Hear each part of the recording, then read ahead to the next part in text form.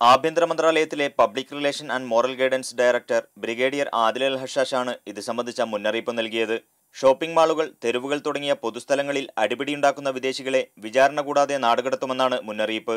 രാജ്യത്തിന്റെ വിവിധ ഭാഗങ്ങളിൽ കച്ചവട കേന്ദ്രങ്ങളും മറ്റും കേന്ദ്രീകരിച്ച് പൊതുജനങ്ങൾ സംഘടനകളിൽ ഏർപ്പെടുന്ന പ്രവണത വർദ്ധിച്ച സാഹചര്യം മുൻനിർത്തിയാണ് ആഭ്യന്തര മന്ത്രാലയം നടപടി കർശനമാക്കിയത്. പെരുന്നാൾ അവധിക്കിടെ രാജ്യത്തെ പ്രമുഖ ഷോപ്പിംഗ് മാളിൽ സംഘട്ടനത്തിലേർപ്പെട്ടതിന്റെ പേരിൽ 7 GCC പൗരന്മാരെ നാടുകടത്തിയതായും ആദിൽ അൽ ഹഷാഷ് അറിയിച്ചു. സമാധാനപരമായ ജീവിതത്തിന് തടസ്സം നിൽക്കുന്നവർക്കെതിരെ പരാതി സമർപ്പിക്കാൻ രാജ്യത്തെ പോലീസ് സ്റ്റേഷനുകൾ പൊതുജനങ്ങൾക്ക് മുന്നിൽ സദാ തുറന്നുകിടക്കുന്നതായിരിക്കുമെന്നും പരാതി ലഭിച്ചാൽ കുറ്റക്കാർക്കെതിരെ കർശന നടപടികൾ കൈക്കൊള്ളുമെന്നും അദ്ദേഹം അറിയിച്ചു.